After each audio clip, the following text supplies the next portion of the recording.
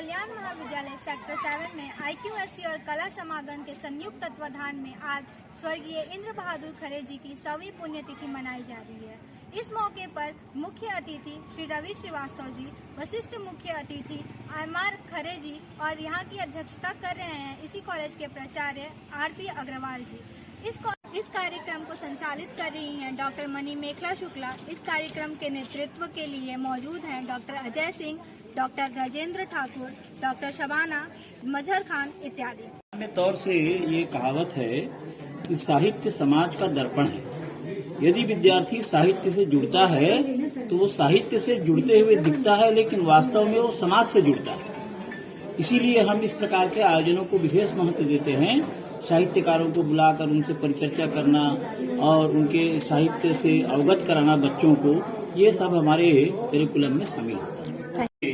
कवि इंद्र बहादुर खरे की सभी जन्म जयंती के अवसर पर हम सब यहाँ पर उनको विनम्र श्रद्धांजलि अर्पित करने के लिए एकत्रित हैं और आज के इस आयोजन के मुख्य अतिथि परम आदरणीय सम्माननीय हमारे छत्तीसगढ़ के गौरव कवि माननीय श्री रवि श्रीवास्तव जी, यहाँ पर उपस्थित आदरणीय कवि इंद्र बहादुर खरे के सुपुत्र माननीय मलय रंजन खरे जी और उनका पूरा परिवार, यहाँ पर उपस्थित भाई प्रशांत और अन्य जो कविगण यहाँ पर साहित्यकार उपस्थित हैं, महाविद्यालय के उपराचार्य प्रोफेसर पटेल, डॉक्टर सुधीर शर्मा जी जिन्होंने इस आयोजन को मूर्त रूप दिया है, और राजनीति शास्त्र विभाग के विभागाध्यक्ष राजेंद्र ठाकुर जी, डॉक्टर मणि मेखला शुक्ला जी, यहाँ पर उपस्थित समस्त प्राध्यापक साथियों। निश्चित तौर से जब साहित्य की बात आती है और हम जैसे लोगों को खड़ा कर दिया जाता है बोलने के लिए, तो बड़ा कठिन हो जाता है। भाई ऐसे लब्ध प्रतिष्ठित साहित्यकार बताना चाहता हूं कि इंद्र बहादुर खरे का जन्म शताब्दी वर्ष 1 साल पहले शुरू हुआ, जो 15 देशों में, जबकि अमेरिका के 8 जगह, अमेरिका के टेक्सास रेडियो पर नित्य उनकी कविता, जो ये सिर पर शोभित मुकुट हिमालय, ये और यही कविता ये भिलाई स्ट्रीट प्लांट के 14,000 बच्चे 2004 से कोरोना काल तक ये गाते हैं 15 अगस्त और 26 जनवरी को। देश की 128 यूनिवर्सिटी में ये कार्यक्रम हुआ है। अभी जैसे मैंने अभी शुरू में बताया था, दरभंगा के स्कूल में है ना, आपको बताया था, दरभंगा के स्कूल के बच्चों ने गाया है, जबलपुर के बच्चों ने गाया है। उनकी कोई कविताएं थी, बड़ी भली है अम्मा मेरी, मीठा दूध पिलाती है, मीठे मीठे फल ले लेके मुझको रोज खिलाती है। ये क्या है, रंग रंग के पंख तुम्हारे तितली की। अपने माता पिता लोग से, मामा मामी चाचा चाचियों से पूछना, शायद उनने ये पढ़ी हो कविता। ठीक है, हमने स्कूल में पढ़ी है। जी जी। इसी तरह से अभी इनके ऊपर 3 PhD हो चुकी हैं शांति निकेतन में कहानियों पर। बम्बई यूनिवर्सिटी में 2015 में MPhil हो गया, हरिद्वार यूनिवर्सिटी में हो गया, और ये दुर्ग विश्वविद्यालय में जो इनने 17 से 19 साल की उम्र में लिखा गया है साहित्य, कौन कौन सा, भोर के गीत, सुरबाला, गद्य साहित्य ने, गद्य साहित्य मीन्स इसका गद्य काव्य है, जो कविता भी नहीं है और जो गद्य भी नहीं है, वो उस गद्य काव्य का नाम है रजनी के पल। ये सब के सब दुर्ग यूनिवर्सिटी के MA के सिलेबस में लिखा है, जो 17 से 19 साल की उम्र में लिखा है। रविशंकर शुक्ल यूनिवर्सिटी में 2009 में ये शामिल किया गया है, और जबलपुर यूनिवर्सिटी में, रानी दुर्गावती यूनिवर्सिटी में ये नए उस समय इस महाविद्यालय में आए थे, तो हम संबंधों को जीवित रखना भी चाहते हैं। संबंध कभी मरते नहीं हैं, बने रहते हैं। आप जैसा बनाए रखेंगे बने रहेंगे, समाप्त नहीं होंगे। दुनिया के अनेक विश्वविद्यालयों में ये कार्यक्रम मनाया जा रहा है। मैंने 24 अप्रैल 22 को एक किताब का विमोचन छत्तीसगढ़ प्रदेश हिंदी साहित्य सम्मेलन के बैनर तले रायपुर में किया था। विमोचन हुआ था उस किताब का, कविताएं पढ़ी गई थी, वो बाल गीत की किताब थी। तो ये सिलसिला साहित्य का इसी प्रकार से चलता है। मैंने बचपन में पढ़ा था, बड़ी भली की अम्मा मेरी मीठा दूध पिलाती है, मीठे मीठे फल ले लेकर मुझको सदा खिलाती है,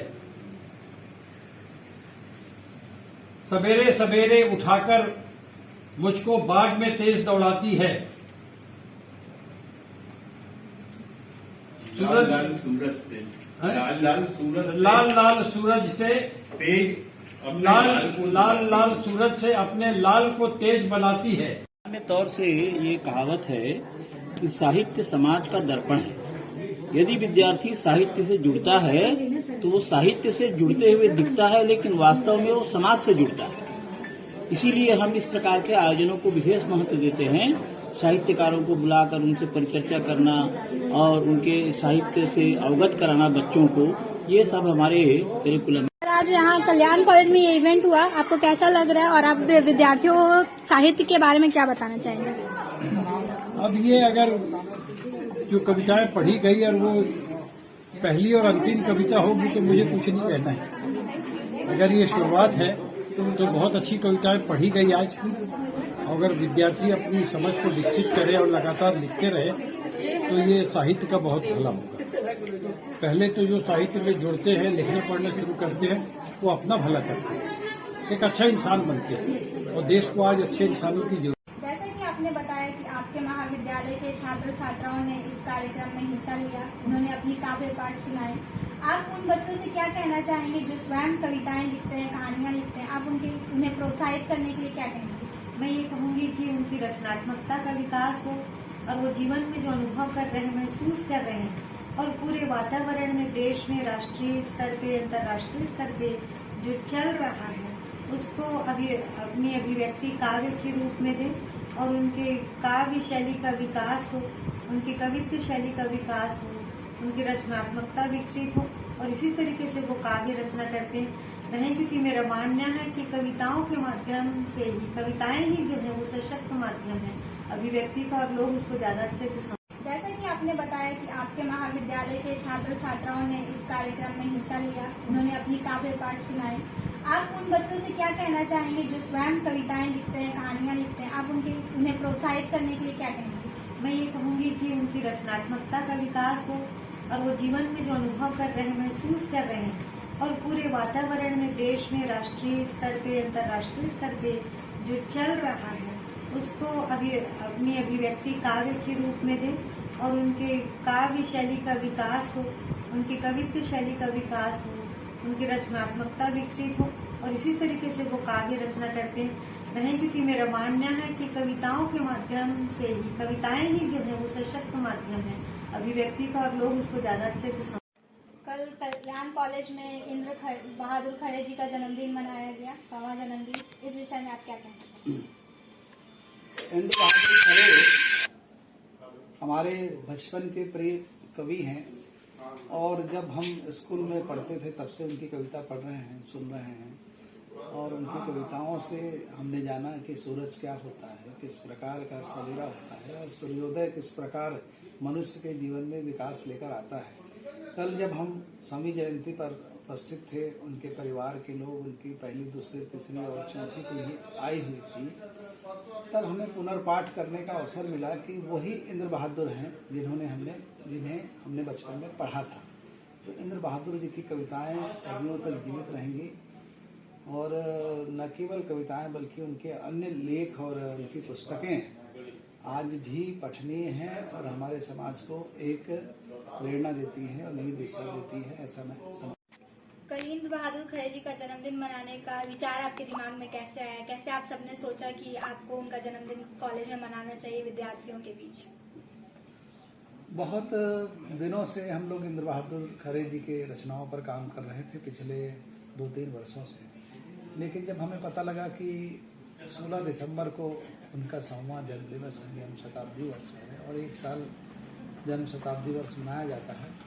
तो उनके जो होनहार सुपुत्र हैं इंजीनियर M.R. खरे जी, मल्लारंजन खरे जी, उन्होंने जब मुझे फ़ोन किया और प्रेरित किया कि हमें बच्चों के बीच कार्यक्रम करना चाहिए और ख़ास करके उन प्रतिभाओं के बीच जो कविताएं सीख रहे हैं या कविताएं पढ़ रहे हैं, कविता में जीवन ढूंढ रहे हैं, ऐसे बच्चों के बीच हमने इस कार्यक्रम को करने का प्रयास किया। आपके महाविद्यालय के बहुत से छात्र छात्राओं ने अपनी खुद की लिखी हुई कविताएं प्रस्तुत की, आप उन बच्चों से क्या कहना चाहेंगे?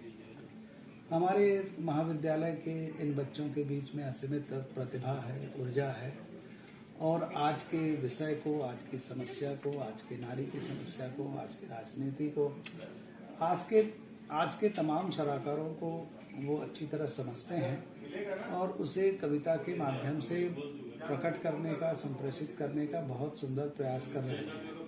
उनकी कल की कविताओं से लगता है कि हमारे बीच में कवि बनने की असीम संभावनाएं हमारे छात्रों के मध्य मौजूद है।